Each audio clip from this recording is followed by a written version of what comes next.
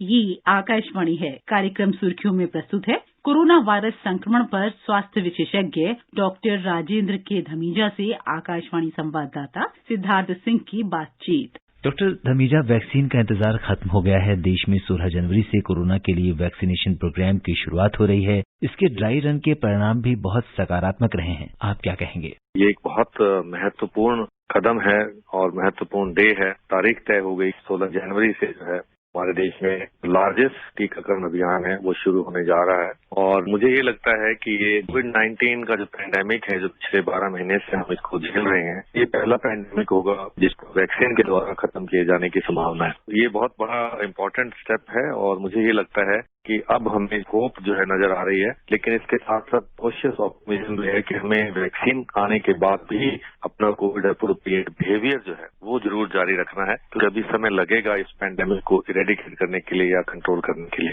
Doctor Dhamija, इस समय देश में सबसे ज्यादा चर्चा DGCI द्वारा अप्रूव्ड 2 वैक्सीन, स्वदेशी वैक्सीन कोवैक्सीन और कोविशील्ड की चर्चा है। अगर हम देखें तो कोविशील्ड और कोवैक्सीन में बुनियादी अंतर क्या है?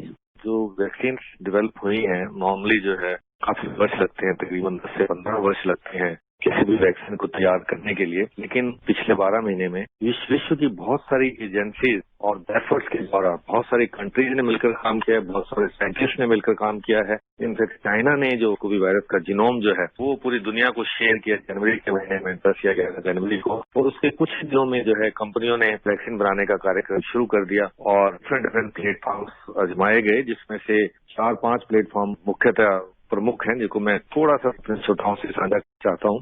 तो सबसे पहले जो प्लेटफॉर्म तैयार किया गया वो मैसेंजर RNA टेक्नोलॉजी का था। टेक्नोलॉजी को पिछले 10 सालों से इस टेक्नोलॉजी पर काम चल रहा था, लेकिन कोई भी वैक्सीन अप्रूव नहीं हुई थी। ये जो कोविड-19 के अगेंस्ट जो वैक्सीन तैयार की गई है, ये पहली वैक्सीन है जो मैसेंजर RNA के प्लेटफॉर्म पे अप्रूव हुई है, और वो है मॉडर्ना और फाइजर। तो ये दोनों जो है मैसेंजर RNA के प्लेटफॉर्म पे तैयार की गई है। इसमें किसी भी स्टेज पर वायरस को हैंडल नहीं किया जाता। वायरस का जो जीनोम है उसके अंदर से मैसेंजर RNA को निकाल के उसको नैनो पार्टिकल, जो लिपिड पार्टिकल है, उसमें डालकर हम अपने मसल्स में इंजेक्ट करते हैं, डेल्टॉइड मसल में, आर्म में। और वो मैसेंजर RNA सिर्फ एक कोड है जो हमारे शरीर के सेल्स में जो फैक्ट्रीज लगी हुई हैं, राइबोसोम जिसको हम बोलते हैं सेल्स के अंदर, उनको ये निर्देश देता है कोड कि आप जो है स्पाइक प्रोटीन बनाइए। तो ये जो कोड है वो स्पाइक प्रोटीन का ही है, और हमारे ही सेल्स स्पाइक प्रोटीन भी बनाते हैं। और फिर उसके प्रोटीन बनने के बाद हमारी बॉडी के जो इम्यून सिस्टम है वो उस प्रोटीन के अगेंस्ट एंटीबॉडीज बनाता है। और जब दोबारा से कभी वायरस का एक्चुअल में अगर अटैक पड़ता है, हमारी बॉडी तैयार रहती है एंटीबॉडीज के साथ और T सेल्स की इम्यूनिटी के साथ। तो दोनों इम्यूनिटी जो है तैयार रहती है। तो कहीं पे भी वायरस इन्वॉल्व नहीं है, लैब में बनाया गया मैसेंजर RNA है और वो हमारे शरीर को ही निर्देश देता है। हमारा शरीर प्रोटीन भी बनाता है और साथ में एंटीबॉडीज प्रोटेक्शन भी बनाता है। तो दोनों चीजें हमारे शरीर के अंदर है, हम वायरस इंजेक्ट नहीं करते हैं। तो दूसरा प्लेटफॉर्म की जिसकी हम चर्चा करना चाहते हैं वो ये है कि वायरल वेक्टर प्लेटफॉर्म, जिसमें एक हार्मलेस वायरस को लिया जाता है और उस वायरस के जीनोम में थोड़ा सा जो SARS-CoV वायरस का जो मैसेंजर RNA है वो डाला जाता है और उस वायरस को इंजेक्ट किया जाता है with that messenger RNA of protein. तो वो एक कैरियर का काम करता है, जैसे घोड़े की पीठ पर आप किसी को लेके जाते हैं सवाल। तो जो हार्मलेस वायरस है वो भी 2 तरह के होते हैं, वायरस रेप्लिकेटिंग और नॉन रेप्लिकेटिंग। मतलब ये कि वो वायरस अपना काम करके फिर वहीं खत्म हो जाता है, और जो मैसेंजर RNA उस वायरस के थ्रू हमारे शरीर में गया वो फिर वही उसी तरीके से काम करता है जैसे मैसेंजर RNA वैक्सीन का मैंने बताया आपको। तो ये वायरल वैक्सीन का एग्जाम्पल सबसे बड़ा कोविशील्ड है, जो ऑक्सफोर्ड एस्ट्राजेनेका वाले जो बना रहे हैं और सीरम इंस्टीट्यूट ऑफ इंडिया द्वारा मैन्युफैक्चर की जा रही है। तीसरा प्लेटफॉर्म जो है वो इनएक्टिवेटेड वायरस का प्लेटफॉर्म है। जैसे बहुत सारी वैक्सीन पहले भी बनी है, पोलियो की है, स्मॉल पॉक्स की है, उसमें हम वायरस को लेकर उसको इनएक्टिवेट कर देते हैं, मार देते हैं, और उसके बाद फिर उसको हम इंजेक्ट करते हैं। हमारा शरीर ऐसे लगता है उसको जैसे कोई वायरस का अटैक हुआ है तो उसके अगेंस्ट जो प्रोटेक्शन करता है। तो ये किल्ड वायरस है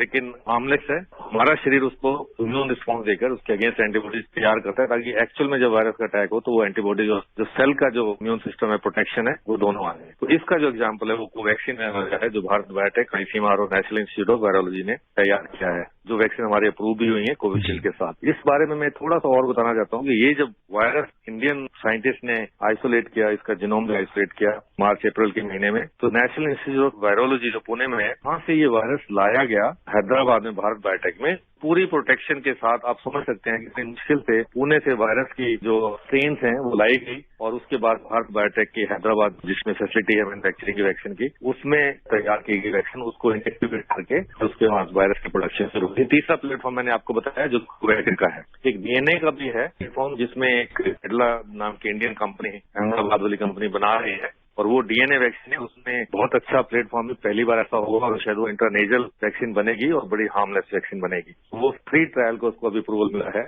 तो ये सभी प्लेटफॉर्म जो हैं, कुछ प्लेटफॉर्म टाइम टेस्टेड हैं और कुछ जो हैं ऑलरेडी यूज भी हैं और कुछ नए प्लेटफॉर्म्स हैं। अगर ये नए प्लेटफॉर्म्स इस वैक्सीन में सक्सेसफुल होते हैं तो ये लैंडमार्क चीज होगी, आने वाली हो सकता है कि बहुत सारी वैक्सीन उसी प्लेटफॉर्म पर बनेंगी, क्योंकि वहाँ पे इस वैक्सीन के प्रोसेस में वायरस को कहीं हैंडल नहीं किया जाता। तो ये सारे वैक्सीन जो डिफरेंसेज मैंने आपको बताया कि कोवैक्सीन जो इनएक्टिवेटेड वायरस है, और जो कोविशील्ड है वो जो है वायरल वेक्टर वाली वैक्सीन है कि हार्मलेस वायरस जो एडिनो वायरस चिंपैंजी का वैक्सीन लिया है, वो उसके अंदर जो है कोविड का जो वायरस है डीएनए जो है वही डाला गया है।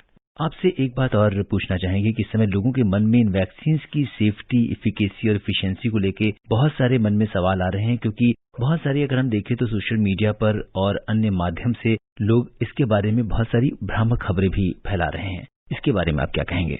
बहुत अहम मुद्दा है ये, और अभी मैंने थोड़ी देर पहले आपको बताया कि कुछ टेक्नोलॉजीज ऐसी हैं जिसमें वायरस को हैंडल भी नहीं किया गया, बिल्कुल सेफ हैं, और उनकी सेफ्टी और जो इनकी गुणवत्ता है उस पर बहुत फेज 1, फेज 2 ट्रायल्स बड़े रिग्रेस तरीके से होते हैं, और इन दोनों वैक्सीन की भी फेज 1, फेज 2 और 3 ट्रायल्स हुए हैं, और हर स्टेज पर बड़ी रिग्रेसली तैयार किया गया प्रोटोकॉल्स के हिसाब से जो है इनकी सेफ्टी असेस की गई है, और दोनों ही वैक्सीन हजारों लोगों में लग चुकी हैं और बिल्कुल सेफ पाई गई हैं। और जो हमारे रेगुलेटर्स हैं और जो रेगुलेटर्स जिन कमेटियों की रिकमेंडेशन के अप्रूव करते हैं, उस कमेटी के मेंबर्स जो बहुत एक्सपर्ट्स हैं इसी फील्ड में हैं, उन्होंने बड़ी बारीकी से एक एक चीज को देखा है और तभी रेगुलेट अप्रूवल दी है। तो ये बिल्कुल सेफ है, और अभी 30 देशों में ये वैक्सीन लग भी रही हैं। आपको पता होगा कि यूएसए में और ब्रिटेन में ये दिसंबर के 1st और 2nd वीक से लग रही हैं, अब 30 देशों में लग रही हैं, और अमेरिका में कम से कम 53-54 लाख लोगों को लग चुकी है।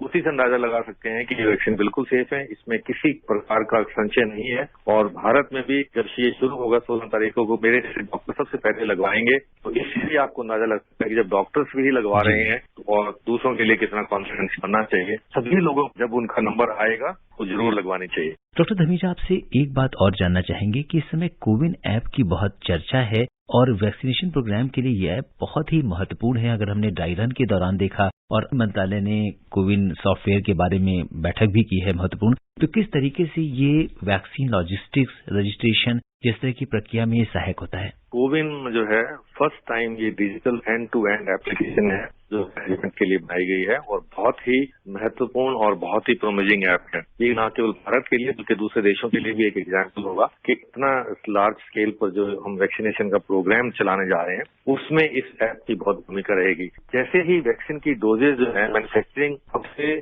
चलेंगी, बाई एयर चलेंगी या बाई रोड चलेंगी, और डिफरेंट स्टेट सब में जाएंगी, उन सबके रियल टाइम में उनका टेम्परेचर जो है ये मॉनिटर करेगी, और उसके साथ साथ जितनी डोजेज कहाँ गई हैं, किस जगह पर कितने लोग हैं, सब लोगों की जो है ये सूची के हिसाब से तय करेगी कि कितना कहाँ पे सेंटर में कितने लोग आएंगे ताकि सेंटर बने। तो पूरी लॉजिस्टिक्स इस ऐप के थ्रू डिस्ट्रीब्यूशन की और वैक्सीनेशन की चलेगी, और ये बहुत सक्सेसफुल रही है अभी तक जो ड्राई रन हुए हैं। हालांकि रियल टाइम में जब अब आएगा ग्राउंड रियलिटीज में तो और ज्यादा पता लगेगा मैकेनिज्म को। और इस ऐप के द्वारा जब आम जनता के लिए खुलेगी, अभी तो सब डॉक्टर्स की, हेल्थ केयर वर्कर्स की और फ्रंटलाइन वर्कर्स की सूचियां तैयार हो चुकी हैं, वो इस ऐप में डाली जा चुकी हैं। इस ऐप के थ्रू उन सबको SMS जाएगा कि फलां जगह पर फलां तारीख को आपको आना है वैक्सीनेशन के लिए, और उसके बाद वहां जब व्यक्ति जाएंगे वैक्सीन लगवाने के लिए तो उनकी प्री रजिस्ट्रेशन होगी, फिर वेरिफिकेशन होगी, फिर उसके बाद वैक्सीनेशन लगेगी, फिर 30 मिनट्स के लिए ऑब्जर्वेशन होगी, और ऐप के थ्रू ये डाला जाएगा कि इस व्यक्ति को वैक्सीन लग चुकी है। SMS आएगा सेकंड डोज के लिए कि कहाँ जाना है, कब लगेगी, और सेकंड डोज लगने के बाद फिर QR कोड के थ्रू एक सर्टिफिकेट भी जनरेट होगा जिससे आपके पास ये प्रूफ रहेगा कि आपने वैक्सीनेशन लगवाया है। इस ऐप में अभी तक 3 ड्राई रन हो चुके हैं different parts of the country में। अगर ये हमारे यहाँ पे सक्सेसफुल रही तो ये दूसरे देशों में भी बहुत सक्सेसफुल रहने की इसकी उम्मीद है, और हम मदद करेंगे। डॉक्टर धमीजा, आपका बहुत बहुत धन्यवाद और आभार। अभी आप सुन रहे थे कोरोना वायरस संक्रमण पर स्वास्थ्य विशेषज्ञ डॉक्टर राजेंद्र के धमीजा से आकाशवाणी संवाददाता सिद्धार्थ सिंह की बातचीत। ये कार्यक्रम आकाशवाणी के समाचार सेवा प्रभाग द्वारा प्रस्तुत किया गया। इसे आप हमारे mobile app news on AIR पर भी सुन सकते हैं। इस कार्यक्रम के संबंध में अपनी प्रतिक्रिया आप हमें ईमेल कर सकते हैं। पता है airnsdtalks@gmail.com। ये कार्यक्रम फिर से सुनने के लिए लॉग ऑन करें हमारी वेबसाइट newsonair.com।